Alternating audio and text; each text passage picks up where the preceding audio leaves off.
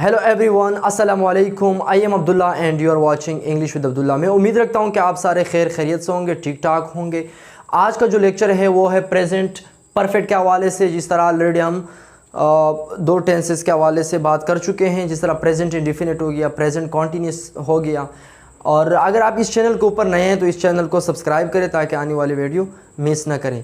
तो आज का जो लेक्चर है वो है प्रेजेंट परफेक्ट। तो आज के लेक्चर में हम प्रेजेंट परफेक्ट के हवाले से बात करेंगे, इसकी फार्मूलेशन के बारे में बात करेंगे, इनकी आइडेंटिफिकेशन मतलब इसकी पहचान क्या है इसके हवाले से बात करेंगे, और एट द एंड जो है इसकी एग्जाम्पल की तरफ आते हैं।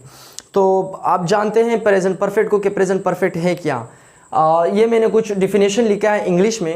An action has happened in the present, कि वो एक्शन जो प्रेजेंट के अंदर हो चुका है, वो काम जो प्रेजेंट के अंदर कंप्लीट हुआ है। जिस तरह ये है प्रेजेंट परफेक्ट, तो जाहिर सी बात है वो काम जो प्रेजेंट मतलब मौजूदा ज़माने में जो काम हो चुका है, जो ऑलरेडी हुआ है, तो इसको कहते हैं प्रेजेंट परफेक्ट। उर्दू में इसकी पहचान जो है आमतौर पर जिस तरह कहते हैं ना कि चुका है, चुकी है, चुके हैं और चुका हूं। जब सेंटेंस के आखिर में चुका है, चुकी है, चुका हूं, चुके हैं आ जाए तो समझे कि यह है प्रेजेंट परफेक्ट। और ज़रूरी नहीं है कि चुका है, चुकी है, चुका हूं।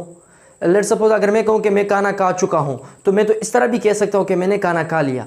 तो अब इसको समझना है, अंग्रेज़ों की तरह समझना है कि वो क्या कहते हैं। वो कहते हैं कि an action has happened in the present, कि वो काम जो प्रेजेंट के अंदर ही हुआ है, तो इसको कहते हैं प्रेजेंट परफेक्ट। अब आते हैं इसकी फार्मूलेशन की तरफ। फार्मूलेशन क्या है कि सबसे पहले आपने क्या करना है, सब्जेक्ट लगाना है। उसके बाद हैज़, हैव, वर्ब की जो फॉर्म होगी वो कौन सी होगी, थर्ड। उसके बाद जो है अदर वर्ड।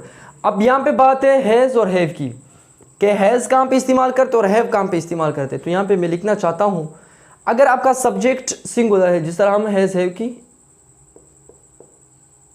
हैज़ हैव, अगर आपका सब्जेक्ट सिंगुलर है, सिंगुलर से मुराद अगर आपका सब्जेक्ट ही है या आपका सब्जेक्ट शी है, ईट है, या कोई नाम है, कोई भी नाम हो सकता है, ठीक है, कोई भी नेम, तो उसके बाद डायरेक्ट क्या लगाना है, हैज़ लगाना है। लेट सपोज यहाँ पे ही है, शी है, ईट है या कोई नेम है, तो उसके बाद क्या लगाना है, हैज़ लगाना है। क्यों? क्योंकि ये सिंगुलर है, वाहिद है।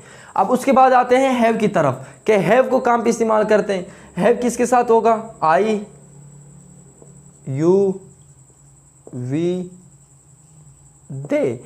अगर आपका सब्जेक्ट आई है, यू है, वी है और दे है, तो जाके क्या लगाना है, आंखें बंद करके हैव लगाना है। तो अब फार्मूला की ये दूसरा जो फार्मूला है इसका नेगेटिव। जिस तरह आम तौर पर हमारे पास तीन किस्म के सेंटेंस होते हैं, पॉजिटिव या नेगेटिव या इंट्रागेटिव। अगर जिस सेंटेंस में इनकार है तो उसके बाद क्या करना है, सब्जेक्ट लगाना है, वही हैज़ है। बस एक काम करना है कि उसके बाद क्या लगाना है, नॉट लगाना है। वही वर्ब की थर्ड फॉर्म होगी प्लस अदर वर्ड होगी। और यहाँ पे क्या करना है, किसमें, इंट्रागेटिव में, जिसमें हम जिसको सवालिया जुमला कहते हैं, जिसमें हम सवाल पूछते हैं, तो उसमें ये करना है कि ये हैज़ और हैव को सब्जेक्ट से पहले लिखना है, उसके बाद वर्ब की third form plus other word. अब इसको एग्जाम्पल के तौर पर जानते हैं कि इसको हम किस तरह इस्तेमाल करते हैं। अगर मैं कहूँ कि वो काम कर चुका है, कि वो काम फिनिश कर चुका है या ख़त्म कर चुका है, तो वो के लिए हम क्या इस्तेमाल करते हैं, ही हो गया। तो ही तो सिंगुलर है, सिंगुलर का यहाँ पे मैंने क्या कहा था कि सिंगुलर के साथ क्या लगाना है, हैज़ लगाना है। तो ही के साथ क्या आएगा, ही हैज़, वर्ब की third form, he has finished work, कि उन्होंने जो वर्क है, जो काम है वो कंप्लीट कर चुका है। अगर मैं कहूँ कि मैं ख़त लिख चुका हूँ, मैं ख़त लिख चुका हूँ, तो मैं के लिए क्या इस्तेमाल करते हैं, हम आई इस्तेमाल करते हैं। तो यहाँ पे क्या आएगा, आई। तो आई के साथ हैज़ होगा या हैव होगा। क्यों? क्योंकि हैज़ तो है, ही, शी, ईट या किसी नेम के लिए हैज़ इस्तेमाल करते हैं। आई हो, यू हो, वी हो, दे हो, तो इसके साथ क्या लगाना है, हैव लगाना है। तो आई है तो आई के साथ जाहिर सी बात है हैव होगा। I have written, I have written a letter, कि मैं ख़त लिख चुका हूँ या मैंने ख़त लिख लिया। स्टार्ट में मैंने कहा कि ज़रूरी नहीं है कि चुका हूँ चुकी आ जाए। अंग्रेज़ों की तरह पढ़ना है, इसको समझना है कि वो काम जो प्रेजेंट मौजूदा ज़माने में हुआ है। I have written a letter, मैं ख़त लिख चुका हूँ। और अगर मैं कहूँ कि वो खाना पका चुकी है तो वो के लिए क्या इस्तेमाल करते हैं? शी। तो शी के साथ हैज़ होगा क्योंकि शी सिंगुलर है। She has cooked food, she has cooked food. अब इसका नेगेटिव किस तरह बनेगा? नेगेटिव में क्या करना है? जिस तरह यहाँ पे मैंने कहा कि सब्जेक्ट के बाद वही हैज़ है होगा, सिर्फ क्या लगाना है? नॉट लगाना है। जिस तरह ये है कि ही हैज़ फिनिश्ड वर्क, तो he has not finished work, not finished work. और इसी तरह इसको देखें, I have written a letter, I have not written a letter. मतलब ये है कि हैव और हैज़ के बाद फौरन तुरंत क्या लगाना है? नॉट लगाना है। I have not written a letter. तो she has cooked food, she has not cooked food. तो हैज़ हैव के बाद क्या होगा? नॉट होगा।